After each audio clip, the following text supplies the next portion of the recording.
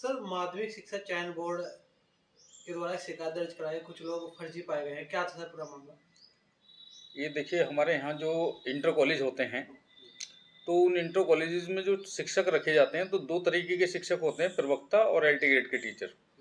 तो इनकी जो नियुक्ति होती है वो माध्यमिक शिक्षा सेवा चयन बोर्ड के माध्यम से इनकी चयन की प्रक्रिया होने के बाद होती है। तो वो चयन की प्रक्रिया में जो लोग शामिल होते हैं उनकी मेरिट तैयार होती है और मेरिट तैयार होके उनके फिर पैनल तैयार होते हैं। पैनल जो हैं वो जिलों में भेजे जाते हैं कि किस विद्यालय में किस विषय का कौन अध्यापक जाएगा, इस तरीके की व्यवस्था होती है। तो इनके सभी के जो पैनल आते हैं वो जो माध्यमिक शिक्षा सेवा चयन बोर्ड की जो वेबसाइट है उस पर पड़े होते हैं और उनकी मेल भी आती है। लेकिन अभी पिछले दिनों जनवरी में कहिए, जनवरी के लास्ट में कुछ ऐसे रजिस्टर्ड डाक आई जिनके माध्यम से ऐसे लोगों के पैनल भेजे गए थे जिनको समायोजित करते हुए दूसरे जनपद से यहाँ मुजफ्फरनगर जनपद में समायोजित किया गया था। तो ऐसे 3 लोग यहाँ पर आए और उन लोगों को नियुक्ति पत्र जारी हो गए और वो नियुक्ति पत्र जो है उस नियुक्ति पत्र के आधार पर उन्होंने फरवरी में इसी पिछले जो फरवरी गया है इसी में उन्होंने बड़ला इंटर कॉलेज बड़ला में ज्वाइन भी कर लिया। लेकिन क्योंकि प्रक्रिया पूरी नहीं थी और इसमें संदेह था कि क्योंकि इनकी वेबसाइट पर नहीं था और इस पर नहीं था, तो संदेह हुआ। संदेह होने के कारण से हमने जो है इसके वेरिफिकेशन के लिए माध्यमिक शिक्षा सेवा चयन बोर्ड को भेजा। तो ये जानकारी में आया माध्यमिक शिक्षा सेवा चयन बोर्ड से कि ये फर्जी हैं, इस तरह का कोई पैनल माध्यमिक शिक्षा सेवा चयन बोर्ड की तरफ से जारी नहीं किया गया था। तो इनके इस तरीके के 3 लोग तो ये थे।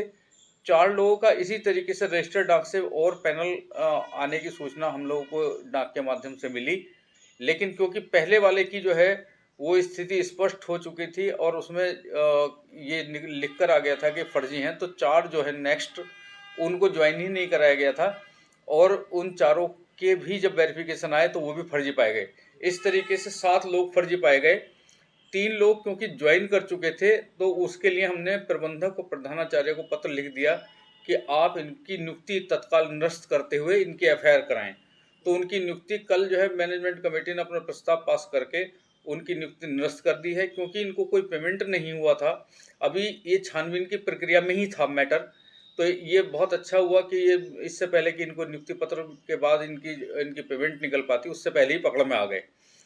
उन उन 4 को जिन्होंने ज्वाइन नहीं किया था उन 4 की एफआईआर हमने यहाँ सिविल लाइन्स थाने में की है, जबकि 3 की जो एफआईआर है वो प्रबंधक ने छपार थाने में की है। तो इस तरीके से ये 7 लोग हैं जिनके खिलाफ जो है वो कार्रवाई की गई है और उन 3 की नियुक्ति जो हो गई थी फर्जी की, उस नियुक्ति को निरस्त किया गया है। क्या लगता है सर, इस तरह का वो गैंग है जो इस तरह घूम रहा है, जो टीचर बना के भेजता है आप लोगों को बहुत दिन बाद जानकारी इस बारे में? बिल्कुल, बिल्कुल ऐसी संभावना है। इस संभावना से इनकार नहीं किया जा सकता है कि दूसरे जनपदों में भी ऐसी स्थिति हो सकती है। इसलिए जो इस तरीके के पैनल हैं, हम लोगों से चूक हुई और लेकिन हमने उस चूक को सही कर लिया सही समय रहते हुए।